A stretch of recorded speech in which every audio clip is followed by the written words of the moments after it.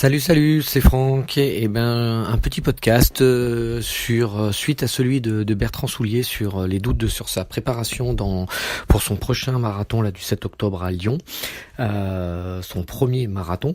Bertrand s'interrogeait sur sa préparation, ce qui est assez classique et normal quand on s'approche du jour J de toute façon.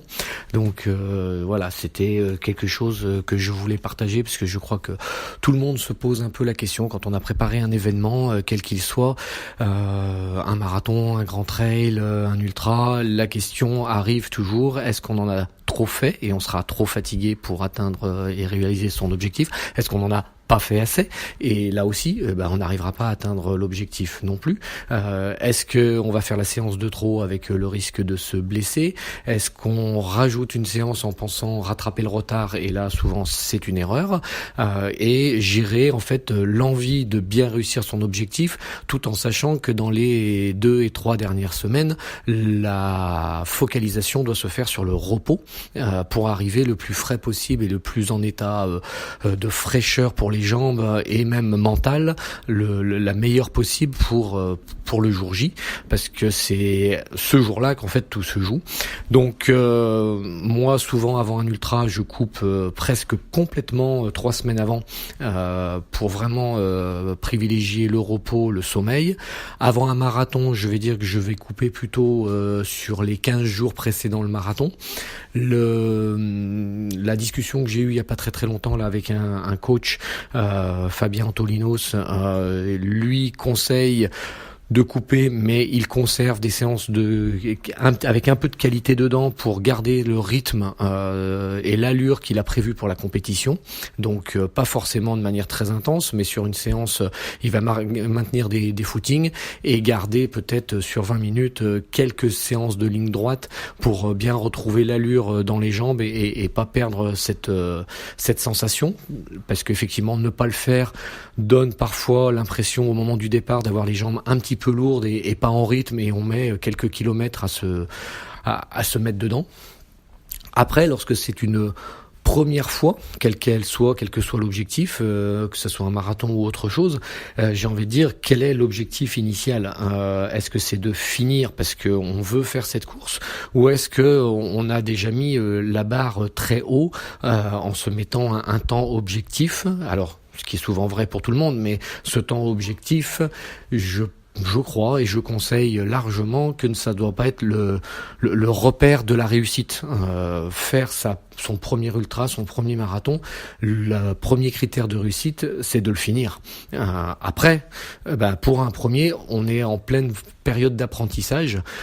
C'est comme n'importe quelle épreuve. La première fois, c'est jamais la meilleure des réussites, parce que on a besoin de trouver ses repères. On a tout ce qu'on a prévu en tête pour le jour J. Malheureusement, il y a des imprévus ce jour-là. La foule, le peloton qui te fait partir à un rythme parfois plus vite que ce que tu as prévu, le peloton qui va être agglutiné autour d'un ravito et tu perds des secondes ou des minutes pour accéder à la boisson ou quelque chose comme ça. Peut-être parfois à cause de la foule aussi, on trébuche, on chute, et pour le coup la course est complètement modifiée par rapport à ce qu'on avait prévu. Donc il faut bien relativiser les choses. Le parcours, alors notamment sur le marathon de Lyon, est pas forcément le parcours le plus roulant de tous les marathons du monde. Loin de là, la preuve, les records se font à Berlin et un peu parfois à Paris, mais rarement à Lyon en tout cas.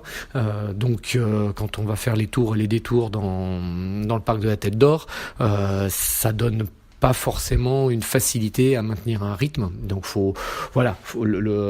un temps, c'est un étalon, notamment sur les 10, les semi ou les marathons, c'est l'étalon sur lequel on se juge, mais le temps est associé quand même à une épreuve particulière et faut se méfier des comparaisons parfois hâtives. Ensuite, il y aura la météo du jour J qui peut influencer largement la performance aussi. Coup de chaud, pluie, etc.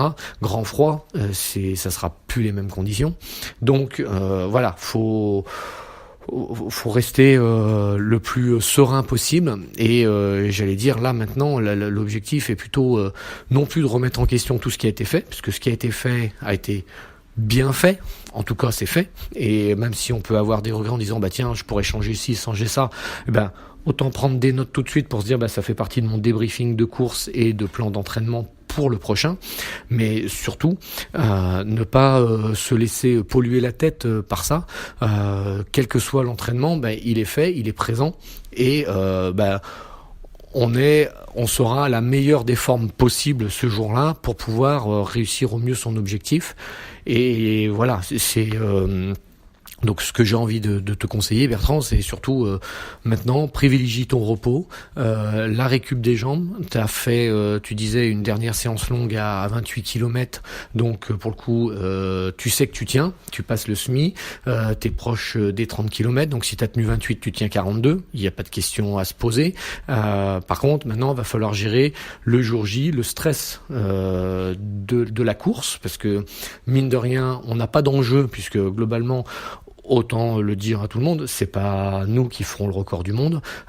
Et si on veut être premier du marathon, bah maintenant, il va falloir descendre quasiment en dessous des 2 heures pour être number one.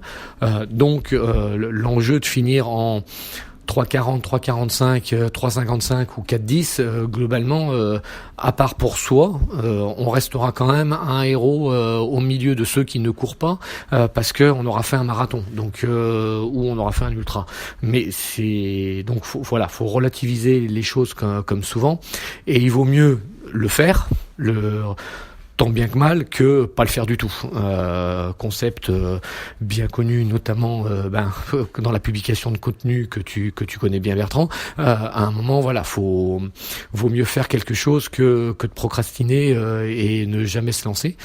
Donc voilà, j'ai envie de te dire, maintenant que ton entraînement est fait, profites-en un maximum. Fais que cette journée soit plutôt une fête et un plaisir de réussir ce premier marathon.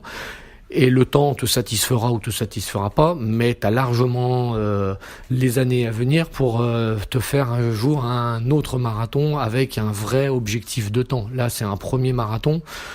Profites-en, t'auras qu'une fois c'est ce premier marathon à vivre. Donc le temps n'est pas le maillon le plus essentiel de ta réussite sur une première épreuve.